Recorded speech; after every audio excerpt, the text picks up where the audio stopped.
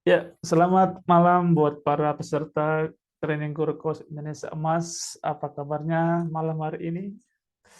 Semoga kita dalam keadaan sehat, dalam keadaan sukacita. Kita akan terus belajar sampai kita bisa mempraktekkan apa yang boleh kita pelajari bagi anak-anak yang akan kita boleh layani atau kita didik dan dipercayakan sama kita. Antusias banget belajar untuk malam hari ini? Ya, luar biasa. Saya melihat muka-muka yang cerah-cerah ya. Semoga kita semakin boleh terinspirasi lewat penjelasan-penjelasan. Jika ada pertanyaan, mari silakan ditanyakan ya Bapak Ibu. Jangan segan-segan untuk menanyakan apa yang boleh kita pelajari atau ada hal yang mengganjal yang belum dimengerti pada pembelajaran kita di malam hari ini. Ya, terima kasih buat kesempatan untuk hari ini. Terima kasih juga buat kehadirannya ya. Terus misal semangat belajar ya. Saya akan membagikan slide saya untuk kita bisa semakin belajar, semakin mengerti pelajaran kita di hari yang ke-6 ini. Dari ada 5 pembelajaran kita yang lalu ya, Bapak Ibu sudah mempelajari. Masih ingat apa yang sudah dipelajari minggu-minggu lalu? Ya, kita akan flashback sebentar ya, garis-garis besarnya saja. Yang pertama itu kita sudah belajar tentang model komunikasi NLP. Yang materi minggu kedua kita sudah belajar tentang model memfasilitasi. Yang ketiga kita sudah belajar tentang model kerangka kesadaran. Yang keempat kita sudah juga belajar tentang model SCORE, SCORE, symptoms, causes, outcome, resources, dan efek ya, efek. Yang kelima kita sudah belajar tentang model perubahan, dan yang keenam hari ini kita sudah akan mempelajari tentang model ketangguhan. Ya, ini menjadi basic di dalam ilmu coaching yang akan boleh kita praktekkan bagi anak-anak didik yang akan kita layani. Ya, sudah siap ya? Saya akan mulai pembelajaran kita di malam hari ini ya, model ketangguhan. Ya, sinyal saya meskipun kurang bersahabat, berharap suara saya bisa kedengaran dengan jelas bagi Bapak Ibu. Siap Bapak Ibu untuk bisa belajar di malam hari ini? Ya, oke. Jika sudah siap, mari angkat, raise hand, ya. Angkat tangannya atau bikin emoticon yang baik, emoticon senyum, supaya saya bisa tahu bahwa Bapak Ibu sudah siap untuk belajar di malam hari ini. Oke, Bapak Ibu. Ya, oke. Model ketangguhan. Model ketangguhan ada ya, kali ini kita akan belajar tentang tantangan intelektual, ya. Model ketangguhan apa model sebelum itu kita mempelajari dulu bahwa coaching itu adalah perubahan dari situasi sekarang menuju ke situasi yang diinginkan ya, ke situasi yang diinginkan. Kita perlu menemukan langkah-langkah dengan sumber daya dan untuk bisa mencapai tujuan akan ditetapkan. Oke, ya. Tapi mengapa diperlukan ketangguhan? Ya, mengapa perlu diperlukan ketangguhan? Sebab dalam situasi sekarang menuju pada situasi yang diinginkan itu mengalami banyak tantangan. Ada tantangan, ada hambatan, ada rintangan, bahkan ada ancaman di tengah-tengah kita menempuh ke situasi yang diinginkan. Ya Bapak Ibu, ya, dengan tantangan itu perlu kita menangguhkan diri supaya kita bisa mencapai kepada situasi yang diinginkan. Ya, ada 4 tantangan secara umum yang akan kita pelajari di malam hari ini. 4 tantangan tersebut yaitu tantangan intelektual. Oke, ada 4 tantangan tadi ya Bapak Ibu. Saya kembali share screen ya. Maaf, saya terlempar.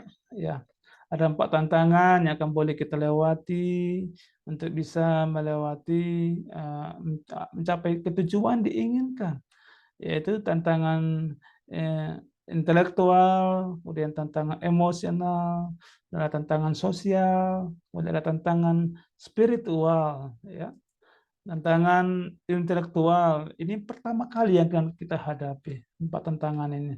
Tantangan intelektual, setelah intelektual, kemudian tantangan emosional, kemudian ada yang ketiga tantangan sosial, kemudian yang keempat adalah tantangan spiritual, ya. Tantangan intelektual itu apa, Bapak Ibu ya? Mari kita lihat, mari kita simak. Tantangan intelektual itu ada masalah, ada hambatan, ada konflik yang merah-merah ini, kemudian ada kebuntuan, itu mempengaruhi persepsi kita, mempengaruhi persepsi kita, emosi kita, sensasi kita, komunikasi kita, bahkan aksi kita, pik kita. Bagaimana cara mengatasinya? Jadi ini masalah, tantangan, hambatan, kebuntuan, konflik ini mempengaruhi kita. Ini mempengaruhi intelektualitas kita. Bagaimana kita cara mengatasinya? Tentu kita mulai dengan mengobservasi dulu, menganalisa, kemudian kita buat problem solving, kemudian kita adaptasi, kita koordinasi, kemudian kita eksekusi tantangan-tantangan tersebut, masalah-masalah tersebut, hambatan-hambatan tersebut, kebuntuan-kebuntuan tersebut, konflik-konflik yang ada, sehingga kita bisa mengatasi tantangan-tantangan intelektual itu. Selanjutnya, mengapa penting? Mengapa penting untuk bisa melakukan ini, melewati tantangan intelektual ini? Karena tantangan ini kita akan menolong klien kita, membuat klien kita punya kecerdasan intelektual yang semakin tinggi lagi.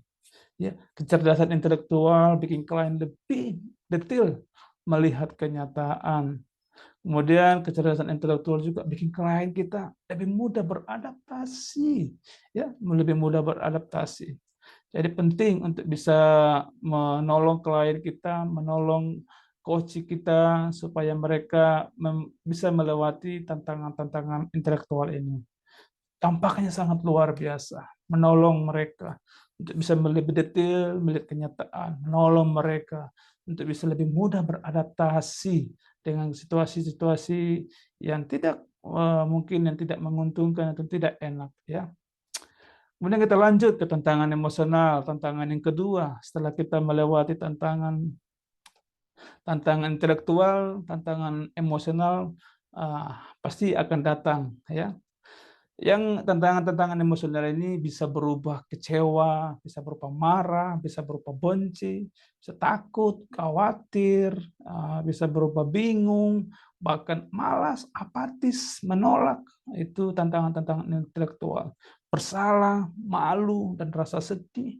Itu mempengaruhi persepsi kita, emosi kita, sensasi kita, komunikasi kita, mempengaruhi aksi kita juga.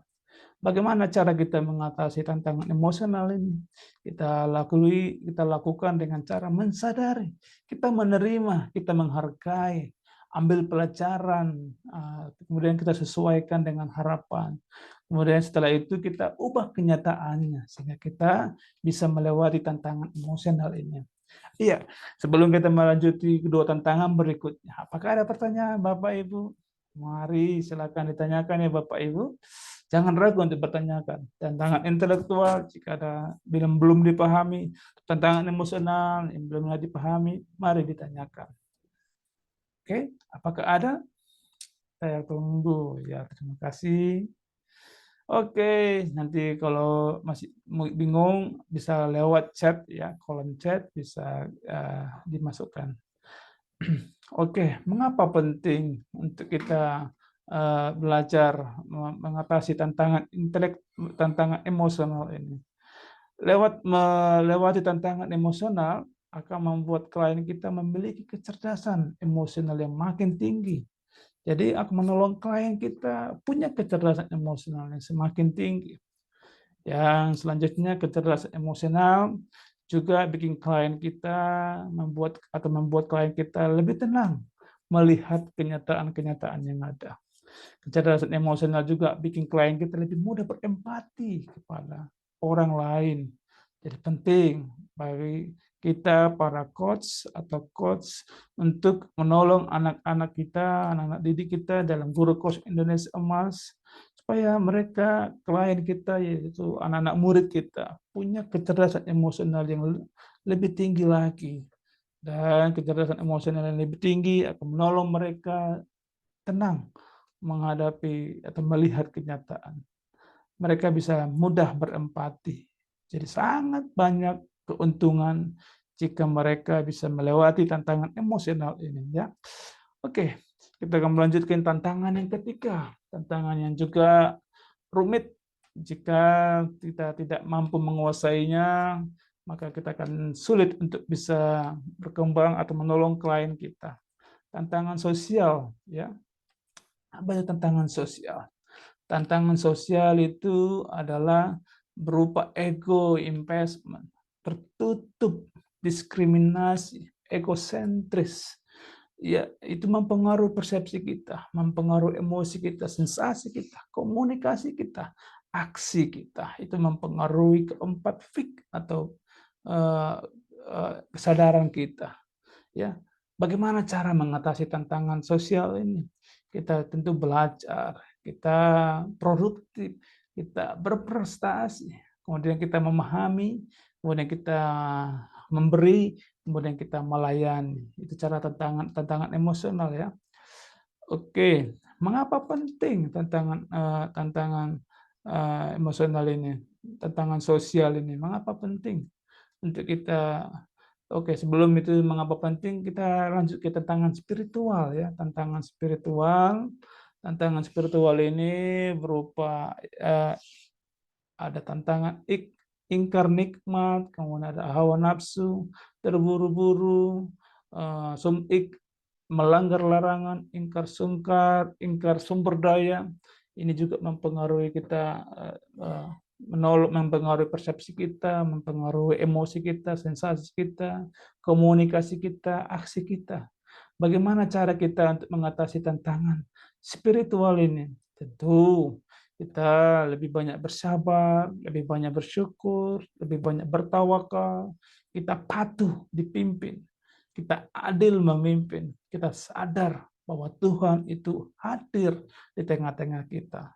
Bahwa sehingga kita mampu melewati tantangan-tantangan ini, ya. Hawa nafsu, ingkar sumber daya, melanggar larangan, itu tantangan-tantangan yang akan mengganggu spiritual kita, ya. Oke, ya, mengapa penting untuk bisa melewati ini? Melewati tantangan spiritual dan sosial dan spiritual tentu akan membuat atau menolong klien kita memiliki kecerdasan sosial. Mereka memiliki spiritual yang makin tinggi. Ya, kecerdasan sosial yang lebih tinggi, makin tinggi akan membuat klien kita lebih menyukai berkontribusi, terlibat, engage di tengah-tengah masyarakat. Mereka terlibat jika ada pengumuman, ayo gotong royong, pasti klien kita atau anak-anak didik kita terlibat, semangat untuk melakukan gotong royong atau membersihkan apa, semangat untuk mau memberikan kontribusi yang terbaik. Itu ketika mereka bisa melewati tantangan-tantangan sosial. Kemudian tantangan spiritual, dengan anak-anak murid kita memiliki kecerdasan spiritual akan membuat mereka memiliki jiwa kepemimpinan seperti Soekarno.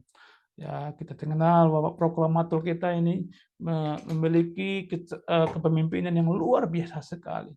Menolong anak-anak, menolong Indonesia bahkan keluar dari situasi-situasi yang sulit seperti yang kita sehingga kita bisa menikmati anugerah kemerdekaan sampai saat ini, ya. Ya, Bapak Ibu maaf, ini sinyal baterai saya mau habis. Saya akan lanjut. Ya, oke. Dari 4 tantangan ini, kira-kira mana yang paling sering muncul di tengah-tengah kita? Apa yang paling muncul tantangan apa yang paling kerap datang di tengah-tengah kita sehingga kita kurang berkontribusi, kurang maksimal dalam memberikan bahkan hadir di tengah-tengah anak-anak didik kita atau hadir kadang kita lebih sulit untuk berkontribusi, sulit untuk memberi, sulit untuk melakukan sesuatu. Mana yang paling sulit, yang paling sering? Ya, oke. Terima kasih. Ya, kalau saya lebih banyak ya tantangan intelektual, ya tantangan ini eh, sehingga perlu saya lebih banyak belajar untuk mengatasi tantangan intelektual, ya, dengan latihan untuk bisa mengatasinya. Oke, terima kasih Bapak Ibu buat pembelajaran kita. Nanti kita akan lanjut di latihan-latihan untuk mempertajam lebih lagi eh, bagaimana model ketangguhan ini akan menolong kita, akan menolong klien kita mempunyai ketangguhan yang lebih lagi sehingga mereka bisa berkontribusi lebih besar, sehingga mereka bisa memiliki kecerdasan lebih baik, intelektual yang lebih baik, emosional yang lebih baik, sosial yang lebih baik, spiritual yang lebih baik juga. Terima kasih buat pertemuan kita di malam hari ini. Semoga menolong kita untuk semakin berubah lagi. Terima kasih. Sekali lagi, jika ada pertanyaan, nanti bisa dilakukan lewat komentar di WA grup kita ya, Bapak Ibu. Jangan segan untuk bertanya, jangan ragu untuk bertanya. Langsung ditanyakan. Nah, kita siap, kalau tidak bisa saya, nanti teman-teman yang lain yang lebih memahami bisa menjawab pertanyaan Bapak Ibu semuanya. Terima kasih, ini pertemuan kita.